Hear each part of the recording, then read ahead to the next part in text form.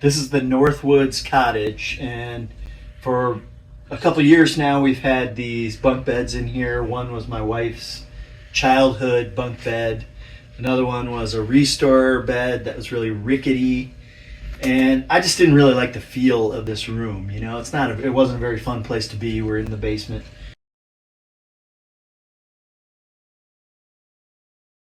And so I chopped them up. We took out my wife's old bed, and I took the more rickety one from Restore and turned it into two top bunks. So the other beautiful thing about this is I was able to put a queen bed underneath. So much more amenable to adult sleeping down here. With my son's help, I got the two frames into position and tacked them into place. Sure, I could get that. I didn't really have a plan for the posts, but I'd seen this recently fallen tree on the path to the lake, so I thought I might have a closer look. It was a pine that had been standing dead for a while, so the wood was sufficiently dried. At first I thought I'd install it with the bark on, but it turned out some ants had completely undermined the bark, so I opted to strip it all off. Sorry, ants. The wood underneath was quite beautiful. I sanded it and finished it with polyurethane. Now we had some beefy support for this once rickety bed, but to make it even beefier, I went back to the forest for some additional structure. These maple branches would be perfect for cross bracing. This time I left the bark on.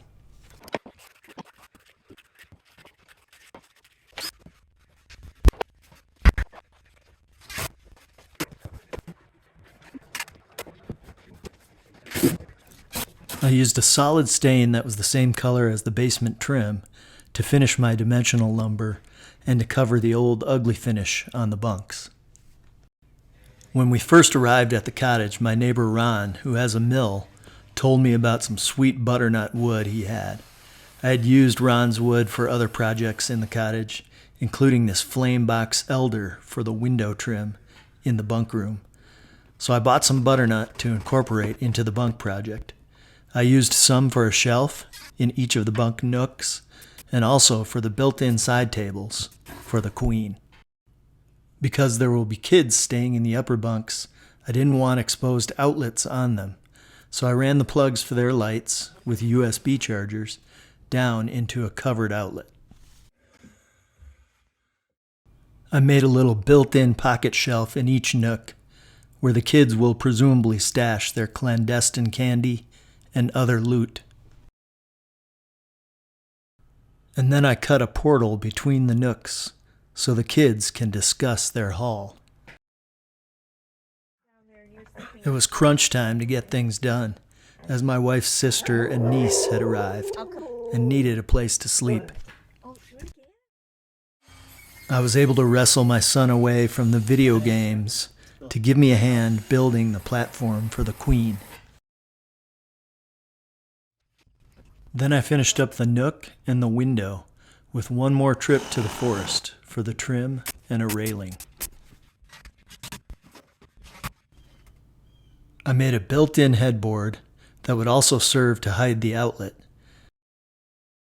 and then installed the live edge butternut side tables. The final touch was a slew of LED strip lights with a custom flame box elder holder for the remote.